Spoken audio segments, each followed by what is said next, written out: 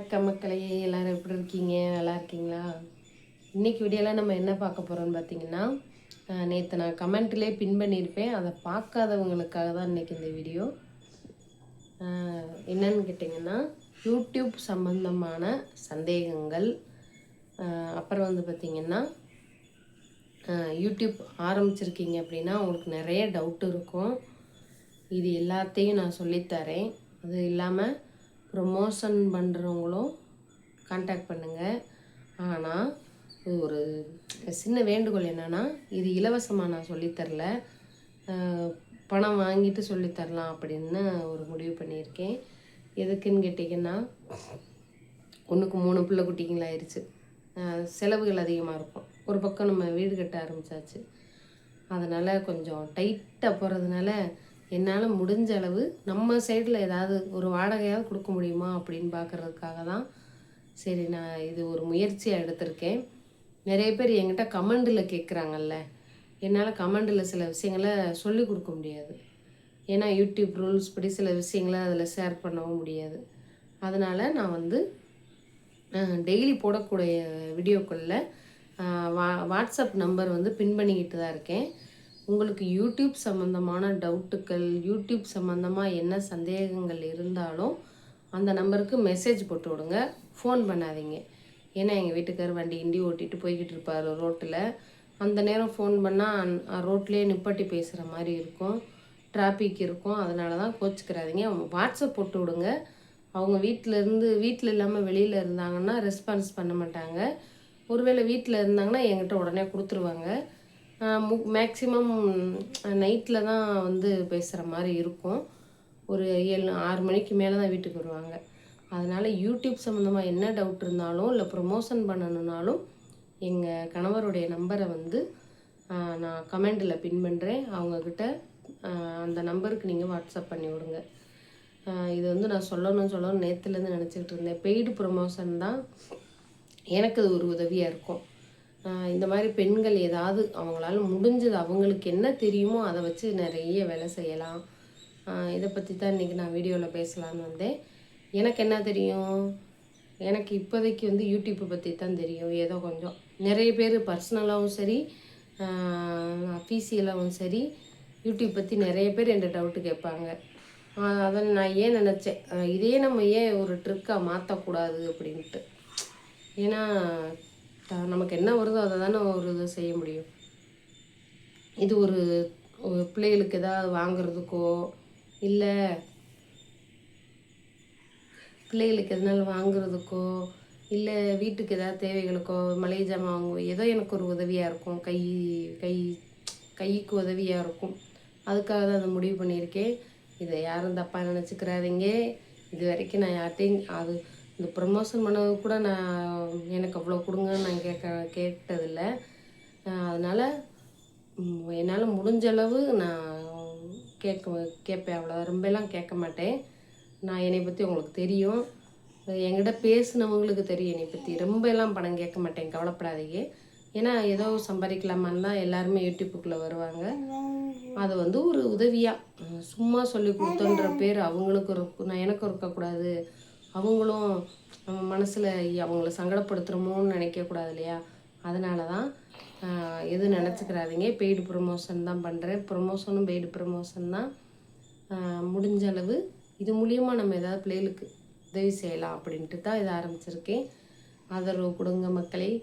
அடுத்து வந்து பார்த்திங்கன்னா, இன்றைக்கி வந்து பெண்கள் வந்து நிறைய தொழில் செய்யணும்னு ஆசைப்பட்றாங்க. எனக்கு தெரிஞ்சு மலையரசின்னு ஒரு யூடியூப் சேனல், அவங்களுக்கு வந்து 1.5 லட்சம் கிட்ட சப்ஸ்கிரைபர் இருக்காங்க. அவங்க வந்து யூடியூப்பில் ஏதாவது சாதிக்கணும்னு நினைக்கிறாங்க. அவங்களுக்கு நான் உதவி செய்யணும்னு நினைக்கல. ஏன்னா நான் எல்லோரும் மாதிரி தானே, நம்மளும் 3 பிள்ளை ஊட்டி வச்சுருக்கோம், அவங்களும் 2 பிள்ளை ஊட்டி வச்சுருக்காங்க.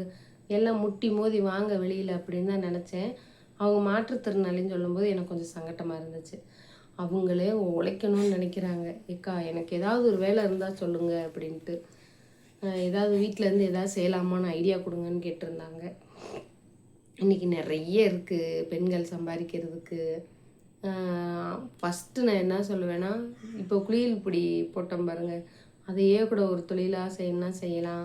இல்லை உங்களால் அது ரெடி பண்ணி விற்க முடியலன்னா அவங்கக்கிட்ட பல்காக வாங்கி கூட நீங்கள் உங்கள் ஏரியாவில் பாக்கெட்டு போட்டு கூட வையுங்க. இதே மாதிரி தான் நிறைய இன்றைக்கி வந்து மொத்தமாக ஹோல்சேலாக விற்கிற கடை. எனக்கு ஒரு அக்கா சொன்னாங்க, அதை நான் உங்ககிட்ட ஷேர் பண்ணுறேன். முந்திரி, ஏலக்காய், இந்த திராட்சைலாம் இருக்குது பார்த்தீங்களா, அதையெல்லாம் வந்து ஹோல்சேலாக எங்கே விற்கிதோ அங்கே போய் வாங்கிக்கலாமா. இன்றைக்கி மளிகை கடையில் வந்து 5 ரூபாய்க்கு என்னம்மா மளிகை கடையில் வந்து 5 ரூபாய்க்கு முந்திரி பாக்கெட்டு விற்கிறாங்க. அதில் பார்த்தா ஒரு 3 முழு முந்திரியை உடச்சி, அதாவது பாதி பாதியாக அப்படியே உடச்சி 6 முந்திரி 5 முந்திரி வச்சு அதை 5 ரூபான்னு விற்கிறாங்க. ஆனால் 100 கிராம் பார்த்திங்கன்னா 100 ரூபாக்குள்ள என்னமோ தான் இருக்கும்னு நினைக்கிறேன். இந்த மாதிரி வாங்கிக்கிட்டு ஒரு சின்ன சின்ன பாக்கெட்டில் போட்டு பின் பண்ணி அடித்து ஒரு அட்டையில் அடித்து விற்க வேண்டியதுதான். அட்டை எங்கன்னா பழைய இரும்பு கடையில் அட்டை வேணும்னா அட்டை கிடைக்கும். அந்த மாதிரி வாங்கிக்கிட்டு நீங்கள் வந்து அதை பாக்கெட் போட்டு கூட உங்கள் வீடுகள் பக்கத்தில் இருக்கிற இடத்துலையோ, பக்கத்தில் மளிகை கடைகள் இருந்துச்சுன்னா போய் கேளுங்க. விற்றா நீங்கள் எனக்கு மறுபடியும் வாங்கிக்கோங்கன்னு சொல்லுங்கள். கண்டிப்பாக கொஞ்சம் யோசிப்பாங்க. அப்புறம் அது விற்க பார்த்தீங்கன்னா வாங்க ஆரம்பிச்சுக்கிடுவாங்க. நீங்கள் ஒருத்தவங்க 5 முந்திரி விற்கிறாங்கன்னா நீங்கள் கூட ஒரு முந்திரியை வச்சு விற்று பாருங்கள். யாராக இருந்தாலுமே கூட ஒரு பொருள் யார் கொடுக்குறாங்களோ அங்கே தான் போவாங்க. இப்போ மாவே விற்கிறாங்கன்னா மாவு வாங்குகிறோன்னு வச்சுக்கோங்க. ஒரு வீட்டில் வந்து ஒரு கப்பு மாவு தராங்க 30 ரூபாய்க்குன்னு வச்சுக்கோங்க. நீங்கள் வந்து அந்த 30 ரூபாயில் மாவோட ஒரு 2 டம்ளர் மாவு சேர்த்து கொடுங்க. ஆக அங்கே விட இங்கே நல்லாயிருக்கும், இங்கே நிறையாவும் இருக்கும் அப்படின்ட்டு வருவாங்க. இந்த மாதிரி தான் மக்களை வந்து நீங்கள் வந்து ஆசையை தூண்டணும். நிறைய ஒரு படம் பார்த்துருக்கும் பாருங்கள், சதுரங்க வேட்டையில். அது மாதிரி தான் ஆசையை தூண்டணும்.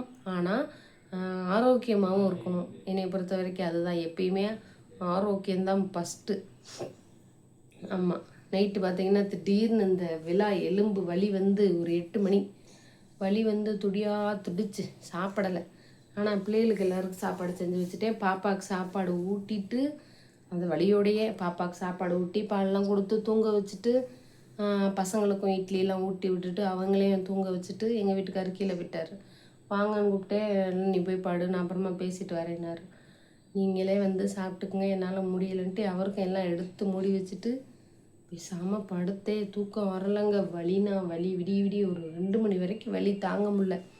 இருந்தாலும் இதோடையே நமக்கு வந்து அந்த எப்படி சொல்கிறது, உறங்கும்போது வருவது கனவில்லை, உறங்க விடாமல் செய்வது தான் கனவுன்னு அப்துல் கலாம் ஐயா சொன்னார் பாருங்க. அந்த கனவுகள் என்னை உறங்க விடலை. ஆனால் இப்போ தூக்கம் வருதுங்க, விடிஞ்சு தான் தூக்கம் வருது. இருந்தாலும் இன்றைக்கி வெள்ளிக்கிழமை பிள்ளைகளை பள்ளிக்கூடங்களை போடணும். அதனால் பாய் 12 மணிக்கு வீடியோவில் வரும். பாய் சொல்லுமா, பாய். வந்தம்மா சொல்லிட்டாலும் லைக் பண்ணுங்கள், சப்ஸ்கிரைப் பண்ணுங்கள், கமெண்ட்டில் நம்பர் பின் பண்ணுற கூப்பிடுங்க. பாய்.